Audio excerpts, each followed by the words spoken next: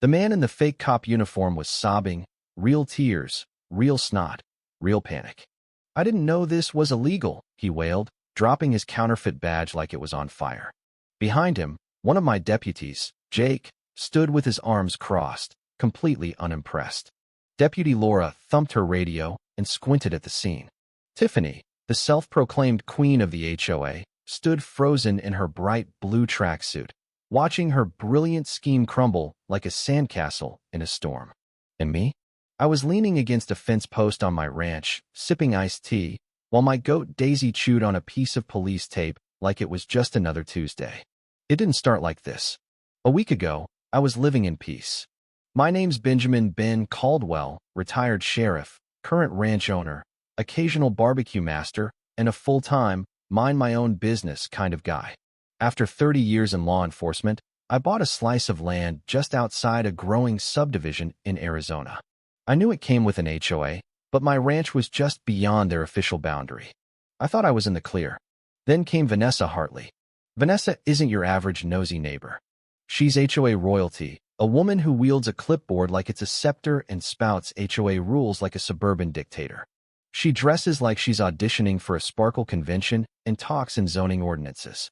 Our early run-ins were mild. She didn't like Daisy giving her the stink eye, or that my rooster, Rusty, crowed 5 minutes too early. I ignored her until I got a courtesy notice accusing me of unauthorized livestock and, I kid you not, excessive tranquility. That last bit still makes me chuckle. I hung the notice on my barn wall and called it art. Then things got strange. One night, while fixing a fence on the far edge of my property, I saw flashlights slicing through the trees. These weren't curious hikers. The beams were sharp, deliberate. I ducked behind a rock and watched two men in mismatched police uniforms approach my back gate. Something was off. The patches were wrong, the boots didn't match, and one guy had his holster backward. That's not a cop's fashion choice. They called out, no name, no department. I asked for a warrant. They flashed a badge so fast it could have been a magic trick. "Got any undocumented alpacas?" one asked. "No," I said, "but I've got a goat that might be an emotional terrorist." They didn't laugh. That's when I knew this was trouble. I played it cool, invited them in for coffee, and leaned hard into the dumb country boy act while they poked around my kitchen. In the mudroom, I called Jake and Laura, both active-duty deputies who owed me favors. "We'll be there in 10, Jake said. Inside, the fake cops asked ridiculous questions. One wanted to know if I had a livestock concealment permit, right next to my unicorn breeding license. I said. No reaction. Daisy wandered in and butted one of them. He jumped 3 feet.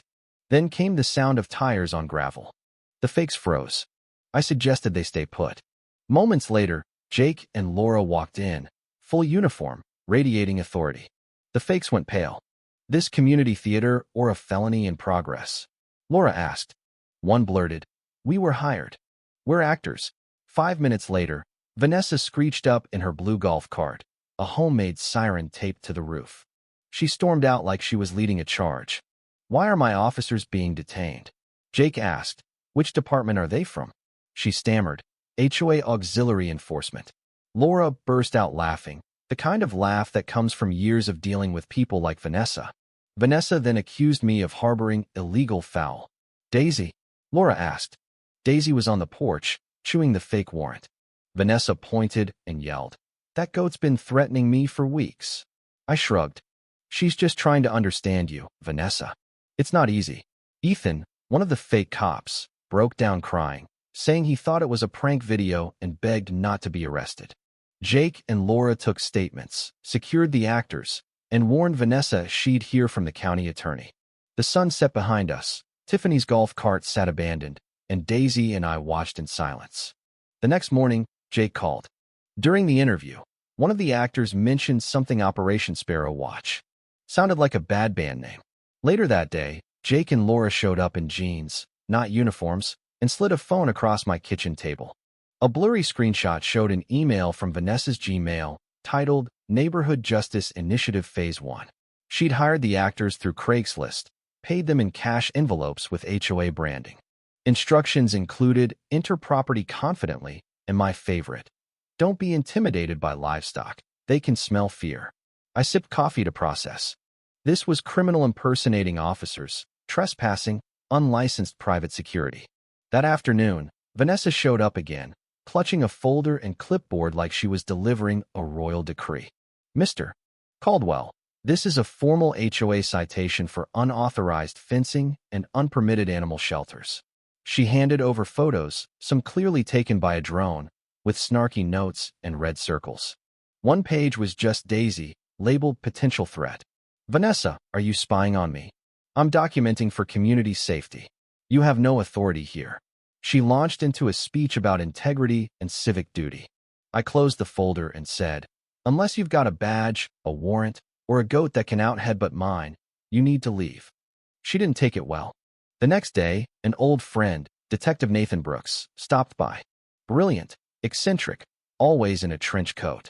He walked my property, asked questions, even interviewed Daisy. That afternoon, he returned, grinning. Your HOA president's been busy. He handed me a folder, expense reports, bank statements, emails. Vanessa had used HOA funds to pay the actors, reimbursing herself monthly under strategic decor consultation. Nathan also uncovered detailed incident reports on every neighbor. My file was thickest, labeled uncooperative. Low points included grills meet too often and waves at delivery drivers suspiciously. We went public.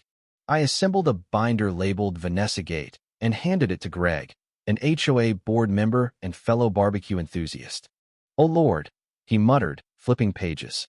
At the HOA board meeting, the clubhouse was packed. Greg gave me the floor. I laid it out. The fake cops, hired actors, forged documents, surveillance.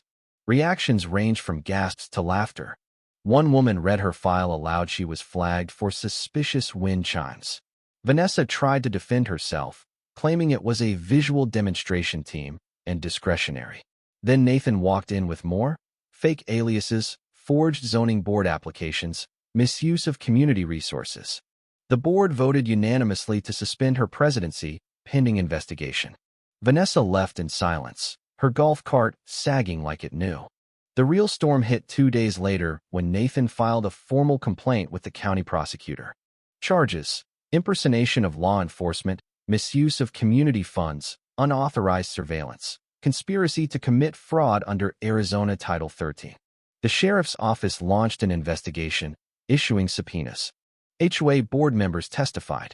News vans appeared at the subdivision's edge. Vanessa tried playing the victim, holding a press conference outside her home, claiming she was misunderstood and just protecting community standards. When she named Daisy, calling her a known domestic aggressor, the clip went viral. Memes exploded. Daisy was crowned Goat of Justice on social media. Then the knockout blow. Nathan found Vanessa had diverted over $17,000 in HOA funds across 6 months to an offshore account in the Cayman Islands under the alias V. Hensley. Her HOA presidency wasn't just petty tyranny, it was white-collar crime. The FBI stepped in. One morning, the neighborhood woke to flashing lights and unmarked vehicles. Vanessa was led out in handcuffs, head down, escorted by federal agents. Daisy stood on the porch, chewing Vanessa's final HOA memo. I saluted her. That'll do, Goat. That'll do. Peace wasn't just restored, it was earned. And this time, it stuck.